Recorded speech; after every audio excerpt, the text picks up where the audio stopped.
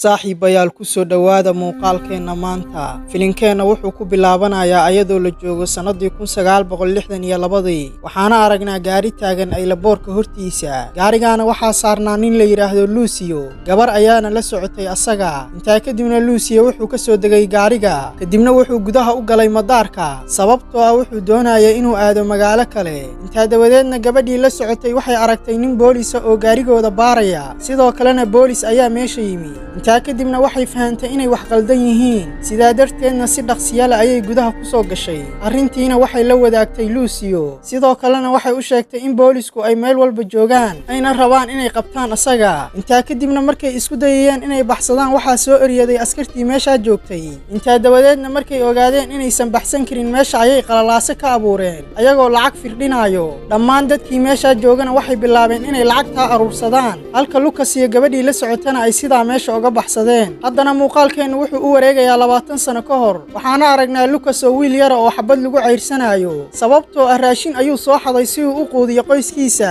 maxaa yeelay aabbihii wuu jiran amana shaqayn karin habeenkii markii la gaarana aabbihii ayaa u yeeray luusiyo wuxuuna u sheegay inuu aad u jiran yahay intaa kadibna luusiyo si uu u badbaadiyo nolosha aabbihii midi ayuu soo qaatay wuxuuna aaday bangiga kadibna wuxuu weydiistay in la amaahiyo 5,000 oo beeso si uu aabbihii daawo ugu iibiyo si kastaba ha ahaatee maamulihii bangiga wuu ka diiday dalabkiisa maadaama uu aabbihii ka mid ahaa Republikaanka intaa kadibna lukas aad buu uga xanaaqay arrinta sidoo kalena mididii wuxuu ku qabtay ninka balse waxba kuma samayn karin asaga sidaa darteedna asagoo ilmeynaya ayuu goobta isaga tagay lukasna markuu guriga yimi wuxuu ogaaday in aabbihii uu dhintay duugta kadibna lukas markuu soo laabtay wuxuu arkay walaashiisoo alaabteeda xirxiranaysa sidoo kalena doonaysa inay aado Baariis si ay qoyska ugu soo shaqayso intaa kadibna luusi aad buu uga murugooday bixitaanka walaashii sidoo kalena wuxuu ayada ka baryay inuu u raaco Baariis wuxuuna kaloo ayada u sheegay haddii ay halkan joogaan inay faqri sii ahaanayaan si kastaba ha ahaatee wax wanaagsan ma jiraan walaashiisna waxay asaga kula talisay in tababarkiisa ciidannimo uu dhammaysto muuqaalkeena xigana waxaan aragnaa 10 sano kadib markaa uu lukas koray sidoo kalena Baariis wuxuu ku booqday walaashii Saatuur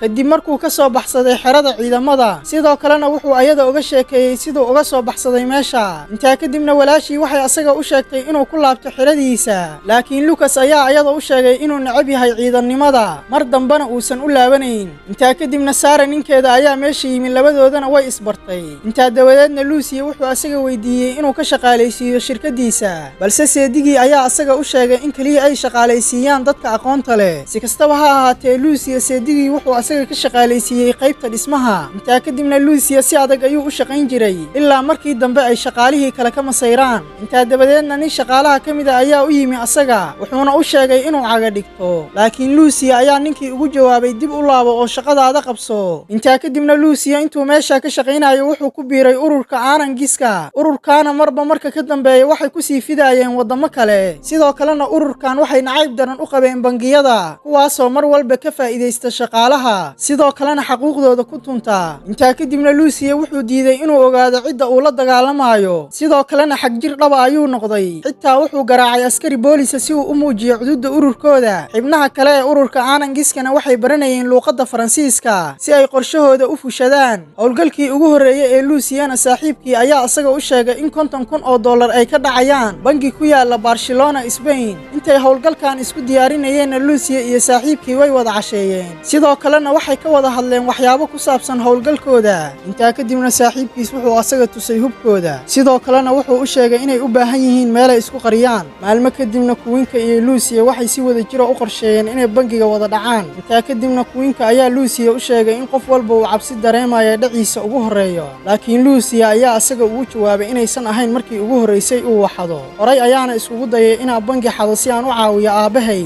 laakiin kuma guulaysan arrinta kuwiinkana markuu arrintaa maqlay luusiya wuxuu u sheegay in bangigaan ay u dhici doonaan sharafta aabihii sidoo kalena waxay qorsheeyeen in lacagtaan ay u isticmaalaan taageerada ururkooda iyo horumarintiisa iyo caawinta qoysaska saaxiibadooda xiran intaa kadibna markay bangiga gudaha u galeen xabad ayay rideen qof walba oo meesha joogana waxay ku amreen inuu fariisto laakiin luusiya wuxuu ka cabsaday falcelinta saaxiibkii dhulka ayuuna fariistay dhinaca kalena waxaan ogaanaynaa in dhacaan uu ku soo beegmay xilli dadka maalqabeenka ay sii taajirayaan halka dadka faqiiriintaana ay gaajo ugu dhimanayaan dalka Faransiiska lukas iyo saaxiibkiina waxay aaminsanaayeen sida kaliya ay cadaalad loo heli kara inay sidaan tahay dhinaca kalena markay bangiga bangiga si guul u dhaceen goobta ayay isaga baxsadeen markay guriga yimaadeenna Queen-ka wuxuu u dabaaldegay guusha ay gaareen halka Luciana uu sheegay inuusan dhacan sii wadi karin intaa kadibna Queen-ka wuxuu asaga u sheegay inuu isdejiyo intaan hawshan wadnana wax walba way fiicnaanayaan lacagna waan helaynaa intaa dawadeedna lacagta 3 qaybood ayaan u qaymin doonaa qayb kamida waxaan ku maalgelinaynaa ururkeena qaybta labaadna waxaan siin doonaa qoysaska saaxiibadeena xiran qaybta soo hartana annaga ayaa leh intaa kadibna gaari ayay iibsadeen si uu uga caawiyo hawshooda dhaca laakiin askari Castello ayaa kor kala socday kooxdooda iyo khatarta ay leeyihiin markii habeenkii la gaarana Lucia iyo Queen-ka way kulmeen isla waqtigaana waxa ayaga soo weeraray booliska qof walba oo meesha joogana waa la qabtay intaa kadibna dhammaantood waxaa lagu amray inay hadlaan si maamulaha bangiga uu codkooda uga dhex aqoonsado kuwii dhaca geystay sidoo kalena Castello wuxuu qabtay Lucio balse markay baareen waxba way ka waayeen sidaa darteedna waa la sii daayay asaga laakiin askarigu wuxuu asaga u sheegay inuu kor kala socon doono xaaladiisa haddana Lucio wuxuu noqday mid la mid ah Queen-ko sidoo kalena wuxuu rabaa inuu sii wado dhicista bangiyada sidoo kalena wax cabsiya kamuusan qabin in la xiro iyo in kale sababtoo ah wuxuu cadaawad u qabay bangiyada intaa kadibna Lucas iyo saaxiibkii waxaa loo diiday in lacag la deymiyo arrintaana nacaybka ayay ku sii siyaadisay asaga dhinaca kalena isla habeenka wuxuu ogaaday inuu dhintay saaxiibkii isla habeenkaana Queen-ka wuxuu bangiga ka dhacay qalabka lacagta lagu daawaco si ay hawlaha ururkooda u horumariyaan intaa kadibna wuxuu la kulmay Anna sidoo kalena wuxuu ayada ku soo daray kooxdooda si ay dadka ugu qanciso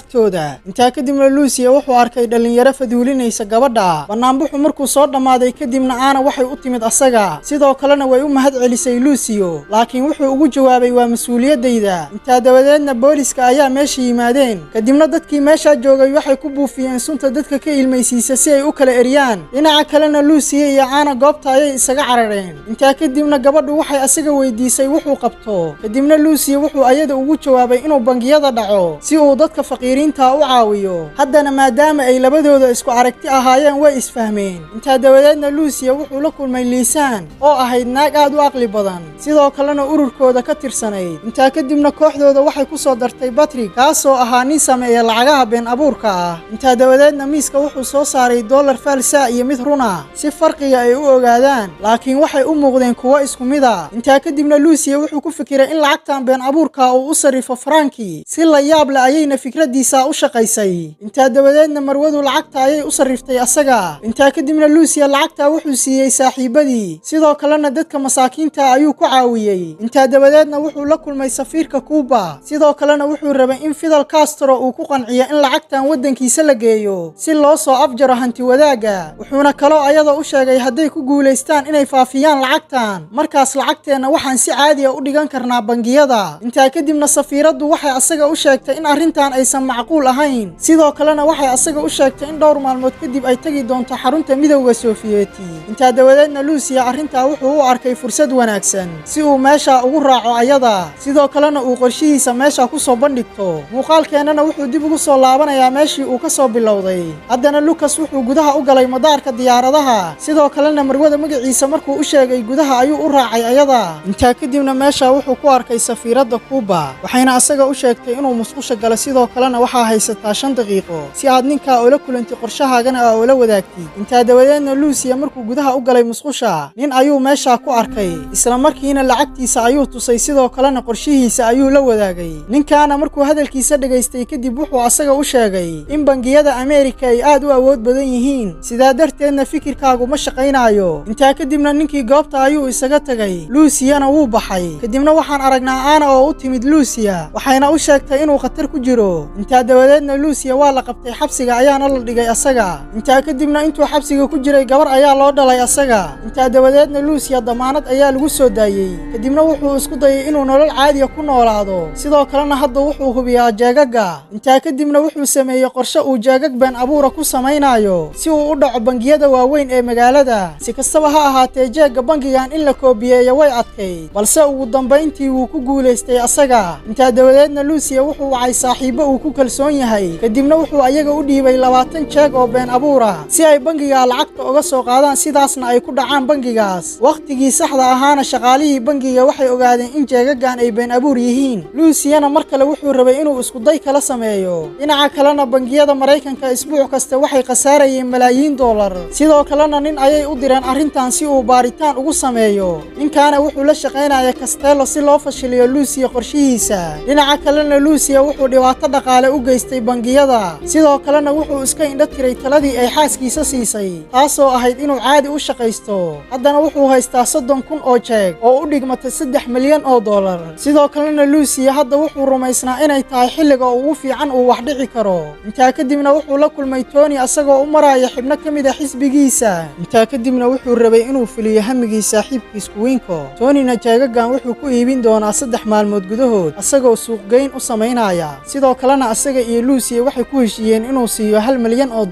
dhinaca kalena boolisku waxay xireen xibno badan oo ururka ka mid ah, sidaa darteedna Badrig iyo xibnihii kale waxay xiriirka u jareen Lucio ayagoo ka baqaya in la qabto. haddana Lucia qorshihiisa kaligiis ayuu fulinayaa. si kastaba ha ahaatee maalintii isweydaarsiga Lucia iyo saaxiibadii waa la qabtay. intaa kadibna kuwii kale waa la sii daayay, halka Lucia lagu xukumay 20 sano oo xabsiya sababtoo ah wuxuu xaday $5 milyan.